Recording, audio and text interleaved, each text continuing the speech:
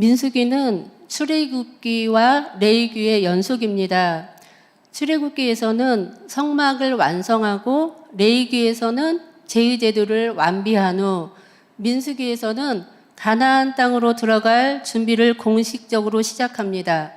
민수기의 히브리어 성경 제목은 광야에서이며 우리말로는 백성의 수를 센다라는 뜻입니다. 이스라엘 백성들의 38년 광야 생활 대부분을 기록하고 있습니다. 민수기를 기록한 목적은 순종할 때 받는 축복에 대해 알려주기 위함입니다. 민수기 1장에서 10장은 인구조사와 함께 가나안 땅에 들어갈 조직과 진을 배치하고 전쟁 대열로 정렬하는 등 모든 것이 여호와의 명령대로 진행되는 것을 보여줍니다. 이스라엘 백성들은 가나안 땅을 점령할 수 있는 모든 조건을 갖추고 있었고 큰 잠재력을 가지고 있었습니다. 하나님께 순종할 때는 모든 것이 순조롭습니다.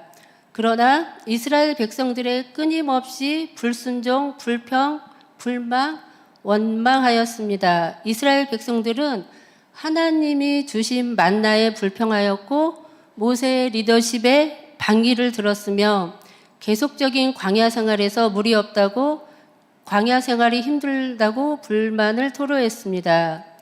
이스라엘 백성들은 만족과 감사가 없었고 하나님에 대한 신뢰를 찾아볼 수 없었습니다. 이스라엘 백성들을 보면 이스라엘 백성들이 잘해서 어떤 자격이 있어서가 아니라 정말 순전히 하나님의 은혜임을 알 수 있습니다. 또한 이스라엘 백성들은 계속 끊임없이 하나님이 약속하신 언약에 대하여 불신앙하였고 불순종하였습니다. 마침내 우상 숭배와 불신으로 하나님의 축복의 기회를 상실하게 됩니다. 각 12지파에서 정탐꾼 12명을 선출하고 이들은 각 지파를 대표하는 리더였고 40일 동안 가나안을 정탐하고 돌아온 10명의 정탐꾼은 너무나 눈에 보이는 현실적인 믿음 없는 보고를 합니다. 가나안 사람들에 대해 우리는 메뚜기 같다는 보고에 이스라엘 백성들은 온갖 원망을 하며 밤새 통곡하며 마침내 한 지휘관을 세우고 애국으로 돌아가자고까지 말합니다. 여호수아와 갈렙의 믿음의 고백에도 이미 절망하고 원망하는 이스라엘의 백성들을 회복시킬 수 없었습니다. 마침내 하나님은 원망하던 20세 이상의 이스라엘 백성은 가나안 땅으로 들어갈 수 없으며 가나안 정탐 기간 40일 중 하루를 1년으로 시작하여 40년 광야에서 소멸되며 광야에서 죽게 됩니다. 20세 이하 이스라엘 세대들과 여호수아 갈렙만이 가나안에 들어가게 하신다고 말씀하십니다. 14장 39절 45절에서 보면 40년 동안 광야를 떠돌며 살아한다는 말을 듣고 아침에 일어나 산꼭대기에 올라갑니다. 이스라엘 백성들은 하나님께서 명령하신 대로 하겠다고 합니다.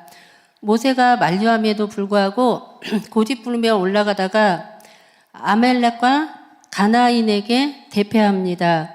언약궤와 모세는 진영을 떠나지 아니하였는데도 불구하고 이스라엘 백성은 믿음이 있는 척 행동합니다. 마지막까지 하나님의 뜻을 거스르고 자신들의 생각, 자신들의 뜻대로 행동하는 모습을 보여줍니다. 오늘 15장 말씀은 반전의 장입니다. 2절에서 너희는 내가 주어 살게 할 땅에 들어가서 라고 말씀하시며 가나안에 반드시 들어가게 하신다고 말씀하십니다. 이스라엘 백성들이 하나님을 믿지 않고 불신하고 불순종하는 믿음 없는 행위에도 불구하고 하나님은 하나님의 계획을 포기하지 않으시고 하나님의 계획은 변함없고 하나님의 뜻을 이루십니다. 이스라엘의 20세 이전 후대들에게 하나님이 가나안에 들어가서 정착하며 살게 될 때에 하나님은 제사에 대하여 말씀하십니다. 하나님은 이스라엘 백성들에게 끊임없이 하나님을 기억하게 하십니다. 구약시대의 제사는 하나님께 나아가는 유일한 방법이었고 하나님을 만나는 수단이며 또한 죄 사함의 은혜를 받는 길이었습니다. 번제는 죄송합니다. 제가 감기가 좀 걸려서. 번제는 제물을 다 태워서 드리는 제사로서 가죽을 제한 모든 부위를 각을 떠서 태워드리는 제사입니다. 생활 형편에 따라 숫송아지, 순양, 숫염소, 산비둘기 2마리, 집비둘기 3끼까지 드릴 수 있습니다. 번제는 우리가 살면서 일상에서 짓는 죄 문제 및 하나님과 관계를 정상화하기 위해 제물을 태우는 제사입니다. 소제는 곡식을 드리는 제사로 피 없는 제사입니다. 고운 가루, 기름, 유황, 소금으로 있는 그대로 요리해서 하나님께 드리는 제사입니다. 소제는 항상 번제, 화목제와 함께 드리며 자신이 가진 모든 것은 하나님께 속하여 있음을 인정하는 것입니다. 소제를 드릴 때 누룩, 꿀은 넣어서 요리하면 하나님이 받지 않으셨습니다. 왜냐하면 소제물이 변질되기 때문입니다.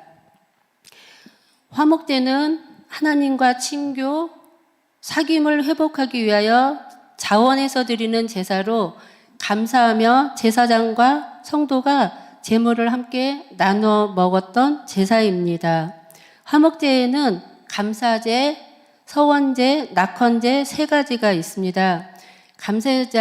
감사제의 제물은 당일에 다 먹어야 하고 서원제는 맹세한 것을 지키며 기간, 조건을 정해놓고 드리는 제사이고 낙헌제는 아무 때나 자유롭게 기쁨으로 원할 때 드리는 제사입니다.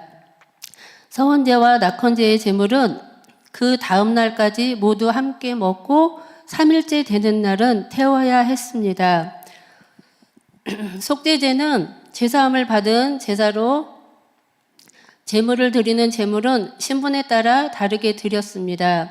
무의식적인 죄와 부정, 허물을 사함받기 위한 제사입니다. 제사장 백성들은 숫송아지, 족장은 암염소, 평민은 암염소, 암양, 가난한 자들은 비둘기 2마리, 더 가난한 자는 고운 가루 10분의 1 에바를 제물로 드렸습니다.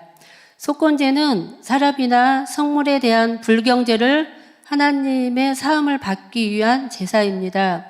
가나안에 들어가 드릴 제사에는 여호와께 향기롭게 드릴 때라는 말이 3절, 7절, 10절, 13절에 계속 나옵니다. 하나님은 모든 제사에 함께 하시며 제사로 드리는 제물을 흠양하시기를 기뻐하십니다. 제물로 드려지는 고운 가루, 기름, 포도주는 레위기의 제사에는 없었던 것으로 가나안에 들어가면서 추가되는 것이었습니다. 좋으신 하나님은 형편에 따라 제물의 종류를 적절하게 조절해 주셨고 제물에 따라 고운 가루, 기름, 포도주의 양을 적절하게 드리도록 가르쳐 주셨습니다. 모든 피 흘리는 제사에는 포도주를 전제로 준비하고 드리라고 되어 있습니다. 신약 성경에도 전제라는 단어가 나옵니다. 디모데후서 4장 6절에 전제와 같이 내가 벌써 부어지고 나의 떠날 시각이 가까웠도다. 빌립보서 2장 17절에는 만일 너희 믿음의 제물과 섬김 위에 내가 나를 전제로 드릴지라도 나는 기뻐하고 너희 무리와 함께 기뻐하리니. 현대어 성경으로는 여러분의 믿음을 제물로 하나님께 바칠 때 내 피를 그 위에 쏟아 부어라 할지라도 나는 기꺼이 그렇게 할 것입니다. 여러분을 위해서 내가 죽지 않으면 안 된다고 할지라도 나는 기뻐할 것입니다. 사도 바울은 전제에 대해서 이렇게 표현을 했습니다. 그래서 믿음의 형제들을 위해서 기꺼이 자신을 다 내어놓고 죽을 수 있다고까지 이렇게 표현을 합니다. 하나님은 제사 드릴 때 고운 가루와 기름을 섞어 소제로 드리라 하셨고, 모든 제사에는 전제로 포도주를 부어 드리라고 하십니다. 우리가 드리는 예배에는 5가지 모든 제사가 들어가야 함을 말씀하십니다. 저희 교회는 한 주간 주일 예배부터 각 기관 예배, 목장 예배, 또 교구 예배까지 다양한 예배를 드리고 있습니다. 이 모든 예배 속에 죄를 사하고 고운 가루, 기름, 유향, 소금으로만 요리하는 변질되지 않는 예수 그리스도의 말씀이 선포되며, 예배 후에는 감사하며 자원하고 헌신하고 즐거워하는 성도들의 교제가 모든 예배 중에 있음을 또한 저희는 알고 있습니다. 사울은 성도들의 믿음의 제물과 섬김 위에 내가 나를 전제로 드릴지라도 기뻐한다고 말하고 있습니다. 여기 있는 저희 사역자들도 사실은 모든 예배에 바울처럼 자신을 드리는 헌신과 섬김으로 모든 성도들을 섬겨야 할 것 같습니다. 제가 또 이 말씀을 준비하면서 참 많이 반성을 했습니다.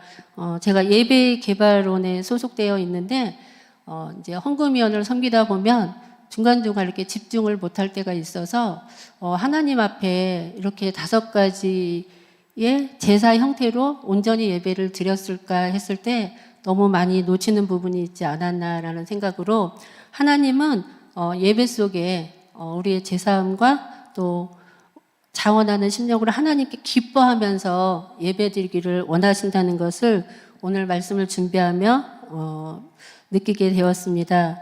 그리고 오늘 본문 13절에서 16절 보면, 본토 소생 너희 중에 거류하는 타국인도 하나님께 향기로운 제사를 드릴 때 너희가 하는 대로 그도 하게 하라 하고 말씀하십니다. 하나님은 전 세계 하나님 뜻대로 예배하는 자의 하나님이시라는 것을 또 한 번 느낍니다. 우리는 간혹 하나님이 나만 사랑하고 우리 교회만 사랑하고 또 대한민국만 사랑하는 것처럼 느낄 때가 있는데, 하나님은 전 세계를 향하여 하나님의 눈이 있고 또 모든 믿는 자의 하나님이시라는 것을 또 느끼게 되었습니다. 링컨 대통령의 일화를 하나 소개하고자 합니다. 링컨 대통령이 남북 전쟁을 할 때 북군과 남군이 나눠져 있고 또 기독교 신자였습니다. 남군이 노예를 부려도 기독교 신자였기에 자신들이 이기게 해달라고 기도했을 거고, 저희 예전에 바람과 함께 사라지다라는 영화를 보면 거기에 이제 그 주인공들이 이렇게 파티에 가기 전에 엄청 허리를 조이면서 이렇게 넓게 이제 속옷을 입는 것들을 이렇게 봤는데, 거기에 보면 이렇게 그러니까 흑인 노인들을 교회까지 대동하고 가서 또 각자 따로 예배를 드리는 모습을 이제 제가 기억이 납니다. 근데 이제 링컨 대통령이 전쟁을 위하여 기도하며 나왔는데, 대통령의 이제 부하 직원이 대통령에게 물어봤다고 합니다. 대통령님은 어떻게 기도하십니까? 저희가 이겨야 한다고 기도하십니까? 그랬을 때 대통령이 이렇게 기도했다고 합니다. 나는 나는 우리가 이기게 달라고 기도하지 않고 하나님의 뜻을 이루도록 기도하였습니다. 이렇게 얘기했다고 합니다. 이 예를 보면서 하나님이 흑인 노예들을 또 얼마나 사랑하는지 알게 되었습니다. 하나님은 이스라엘 사람이나 본토 소생 또한 함께 거류하는 이방인까지도 동일한 방식으로 하나님 앞에 나올 수 있다고 말씀하십니다. 이 말은 하나님 나라는 혈통, 나라, 출생지가 중요한 게 아니라 하나님 말씀에 얼마나 믿고 순종하느냐가 중요하다는 말인 것 같습니다. 17절 너희는 내가 인도하는 땅에 들어가거든 그 땅에 양식을 먹을 때에 여호와께 거제를 드리라. 거제는 제사를 드릴 때 여호와께 제물을 들어 올리는 제사를 얘기합니다. 하나님은 처음 익은 곡식으로 타작마당에서 거제를 들어 올리라고 하십니다. 하나님께 그렇게 예배드릴 때 하나님은 대대로 은혜와 은총을 또한 기억하며 주신다고 말씀하셨습니다. 오늘 저는 이 말씀을 준비하면서 이스라엘 2세대들에게 하신 말씀이지만 오늘 또한 저희와 저희 교회에게 하시는 말씀이라고 생각했습니다. 여호와께 즐겁고 기쁜 마음으로 자발적으로 예배드리는 저희 큰담업교회가 또 그런 교회인 것 같고 하나님의 뜻에 순종할 새로운 세대를 하나님께서 키우기 원하신다는 또 생각을 했습니다. 그래서 저희 큰담업교회가 우리 하나님이 원하시는 새로운 세대를 일으키고 또 하나님 앞에 순종할 수 있는 아이들로 세우는 것이 중요한 것 같습니다. 오늘 우리 교회와 저희가 하나님의 목소리에 기쁨으로 순종하고 반응하며 하나님의 뜻을 이뤄드릴 후대들을 키우는데 우리의 마음과 뜻을 다 해야겠다고 또 한번 다짐해 봅니다. 그런 의미에서 전도지도자학교, 청지학, 바이블 암송학교 또 우리 선교화는 하나님이 너무나 기뻐하시는 기관이라고 생각합니다. 말씀으로 영적인 세계를 밝히 알고 말씀으로 감정, 생각, 마음을 들여다보며 사단을 이기고 자신을 이기고 그리고 세상을 이길 수 있는 아이들로 예수 그리스도만이 이 땅의 모든 문제의 해결자이시며 사단을 이긴 유일한 분이란 사실을 우리 아이들의 영혼육에 새겨 모든 문제에서 축복으로 해석하고 오직 하나님께 영광 돌리는 후대들이 자라나도록 오늘도 함께 저녁 기도에 힘썼던 우리 사도행전 성도들처럼 함께 기도하기를 원합니다. 감사합니다. 잠깐 기도하겠습니다. 하나님 아버지 감사드립니다. 오늘 민수기 15장 말씀을 하나님 저희들이 함께 나눴습니다. 하나님 아버지, 하나님께서는 이스라엘 백성들이 엄청난 불순종과 하나님을 믿지 않는 많은 원방 가운데에서도 포기하지 않으시고 또 후대들을 향한 계획을 갖고 계심을 선포하십니다. 하나님 아버지, 저희들도 이제 하나님 우리 후대들에 대한 계획과 소망으로 하나님 날마다 하나님의 음성을 듣고 말씀대로 살아내는 아이들로 키울 수 있도록 지혜와 명철을 주시옵소서. 오늘 하나님께서 주신 하루를 기뻐하며 감사하며 하나님과 동행하는 하루 되도록 축복하여 주시옵소서. 예수님의 이름으로 기도드립니다.